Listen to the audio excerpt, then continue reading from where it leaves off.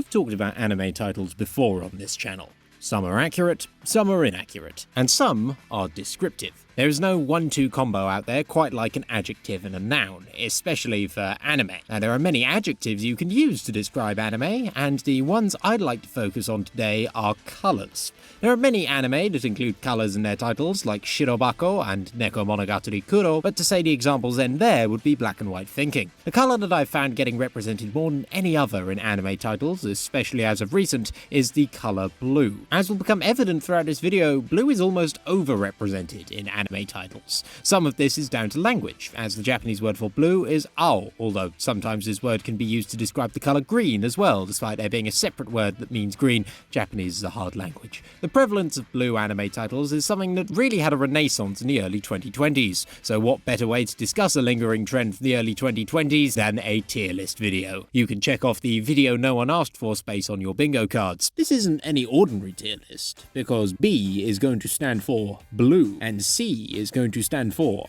colored blue, and D will stand for dabba-dee dabba-die. So A tier stands for azure, because that's another word for blue, but only a specific shade of it, and S will stand for seen it, because I've watched less than half of the anime I'm going to be talking about today. You might say this makes me an improper judge, but I just want you to understand the logic I'm using for these placements, namely the thorough lack thereof. So if you excuse me, here's my impression of an overpriced performance art group. Rightio.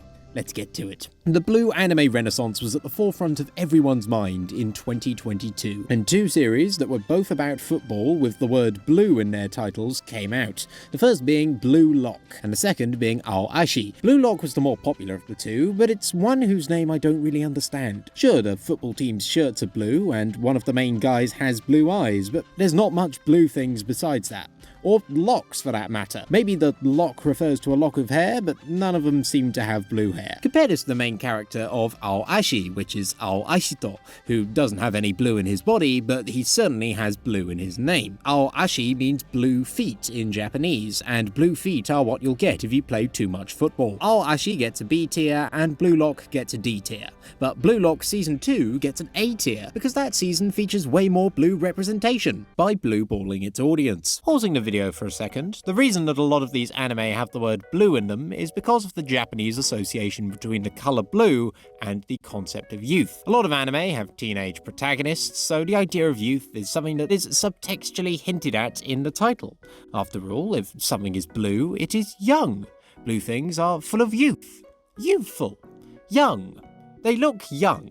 They look incredibly, concerningly young. Really, really young. Blue Archive gets an A tier. Blue Period is about an art student who is inspired by Picasso's Blue Period. It is a blue anime that is actually about the color blue, but I can't put it any higher than a C tier because art students activate by flight or fight response. Blue Exorcist is a show that was really popular about a decade ago. I'm pretty sure that one of my friends even made me watch the first episode. I do remember it being pretty blue, so B tier. First S rank of the video goes to Perfect Blue.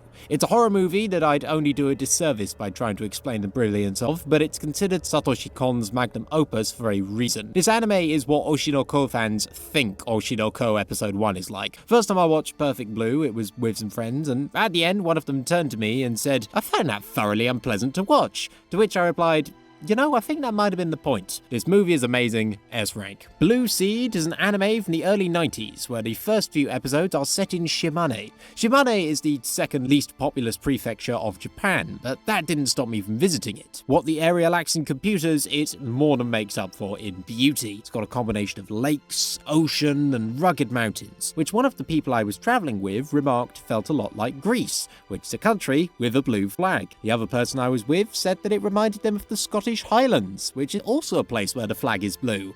Sky certainly fucking isn't, though. The association with these blue flags bumped Blue Seed up to an A tier. But let me take this opportunity to tell all of my male viewers that if you yourself have Blue Seed, it's worth consulting with a doctor. Speaking of dudes, next up is Blue Gender, another anime from the 1990s. I haven't seen this one, but I'm willing to bet that the Blue Gender the title refers to is men, and I'll prove it. See, here's an onsen, here's the red curtain for the ladies, and the blue curtain is for the guys, therefore blue gender. At least I hope this blue curtain is for the dudes, otherwise I've been making some massive social faux pas at my local bathhouse. This gets a C for confusion caused by curtains. Baby Blue was a short made by Shinichiro Watanabe with music by Yoko Kanno. It's just a video of a young couple riding a bike and away with vibes that are absolutely immaculate. It may have even potentially laid the groundwork for the bike scene from Terror and Resonance, given that it was the exact same pair who were involved with it.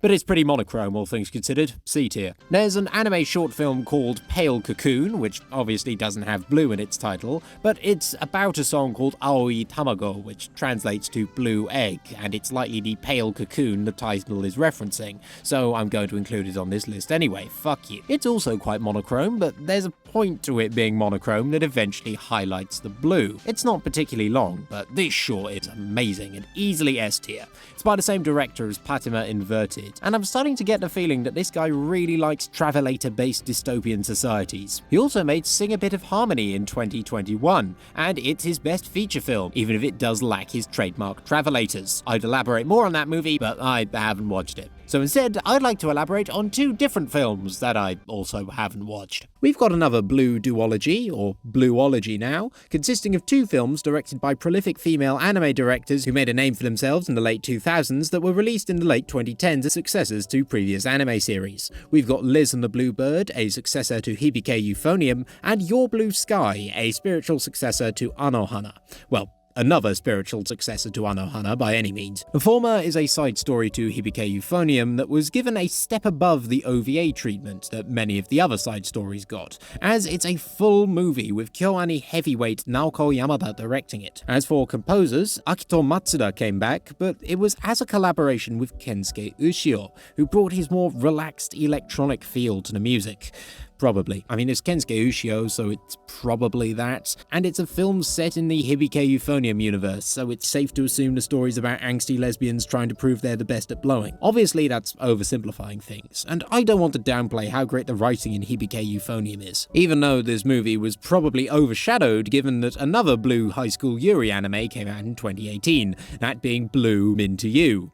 I don't care if it's shit, it took me 3 days to come up with that joke. On the other side of the coin, we have Mari Okada's Her Blue Sky, which I also haven't watched, but the main character is literally called Aoi Ayoi, which is about as blue as you can get. From what I've gathered, this film is quite intent on being like Anohana, but that's not necessarily a bad thing. Anohana is quite good. It's still pretty popular as well. Since a few months ago, I went to the city it's set in, Chichibu, and it's still got a load of Anohana promotions all around town. There's even this photo cutout featuring Menma dressed up like a pudding, which is adorable, provided you forget that it's the ghost of a drowned 10-year-old. So that's Your Blue Sky, and it's going up against Liz and the Bluebird. No, I've heard it might have been officially renamed to Liz and the Roman numeral for 10. With those connotations in mind, they're both getting an F tier because I'm just more of an Instagram guy, you know? Mind you, Bloom Into You gets a C tier. Grand Blue is a cult classic that has a Shonan no Kaze song at its opening, and a Shonan no Kaze song that is so good that I'm giving it a comfortable B rank. However, when I was looking up Grand Blue, I was constantly getting sidetracked by Google recommending me Grand Blues, the spin-off of Grand Blue Fantasy, so I'm giving it D for distracts me from research. Up next is the Tatami Time Machine Blues. This is going to divide you all a bit. Some of you might be surprised with my ranking of it, given that the blues in the title are in reference to the musical style and not the colour, so this ranking seems at odds with the previous criteria I've set out with this list. However, the ones of you who have seen other videos on this channel where I talk about the Tatami Galaxy and the related spin-offs will probably understand when I present you with this. The S rank is a little known place where we put bangers.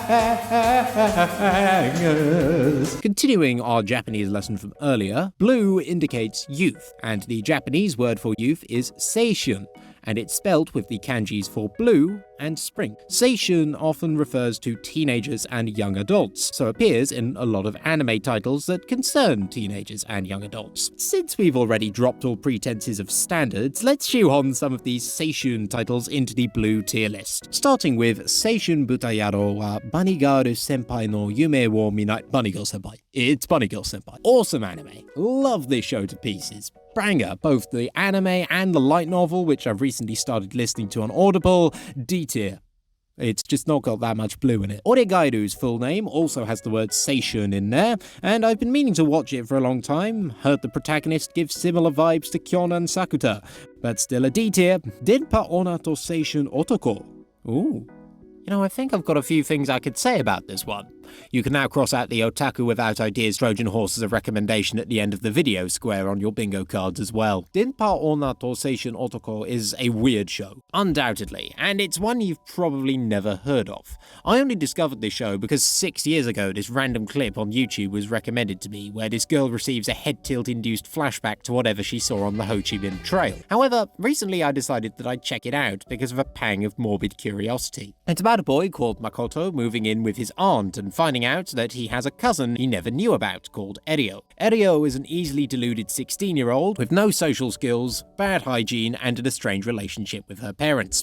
She's a Discord moderator's ideal woman. It's tempting to say that this show is what would happen if Akiyuki Shunbo made Chunibyo, but there's a marked difference between the two.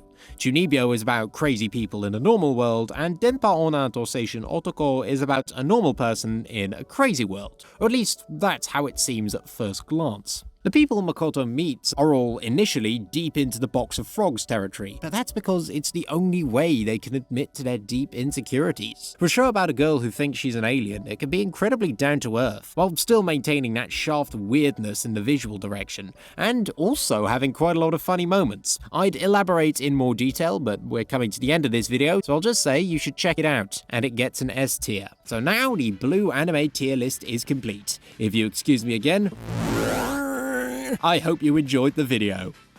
I think I just burst a blood vessel.